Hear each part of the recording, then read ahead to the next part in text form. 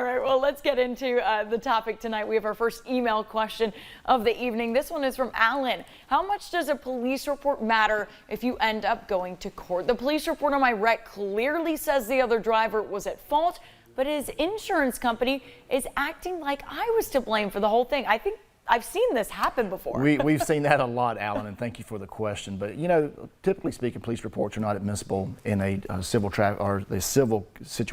case. If you have a traffic hearing and you have to call in evidence, well, then that's when the officer comes in and testifies, and if you get a ticket or not, or if the other person does. But when you're talking about liability, typically speaking, that is not an admissible report that's even considered by the court and will never see the light of the day to a jury typically. However, insurance companies are going to take their stand regardless of what a report says, whether they're placing all the blame on you or all the blame on someone else. An insurance company has the right to make a decision because that's just their right. Well, they have a right just like you have your own rights as well. And that's why you need an attorney to come to be your advocate, to go to bat for you.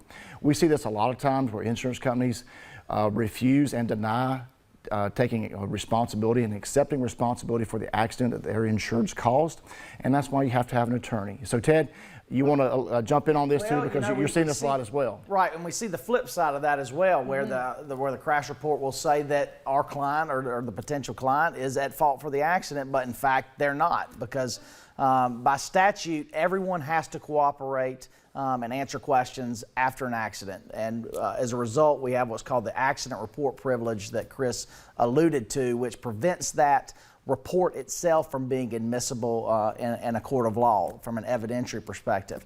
But that doesn't mean the facts that were obtained, the underlying facts, there'll be witnesses identified hopefully, and those people can be contacted and brought to the courtroom ultimately to present the evidence so that you can establish who is responsible for the accident. So the accident report is not the end-all be-all. It's a good first step in getting information so that you can start your claim, and it can be beneficial as part of that process. But at the end of the day, the case is going to rise and fall on the merits. So make sure and get someone to assist you with that, because it can be a difficult road to overturn if you get on the wrong path. Chris, we see that all the time when claims don't start out right. It's much more difficult to get them on the right track. You know, Ted, there's a lot of times we have cases that come in and people, you know, whether they're at fault or not at fault, or whether they think they're at fault, they're not even certain what kind of injuries they have until later on in the case, and all of a sudden, you know, they have some significant injuries, but they were going to dismiss them earlier because they just wanted their car fixed. And the insurance company was really rude to them and denied coverage and said, you know what, go fix your own car.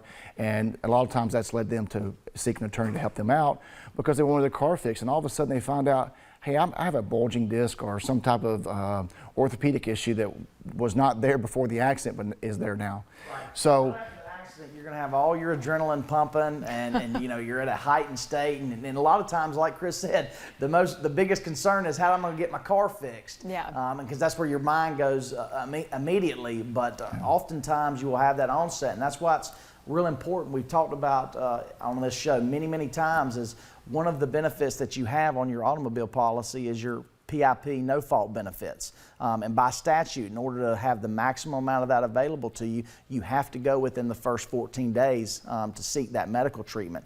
So it's always good to go and get checked out and make sure everything's okay.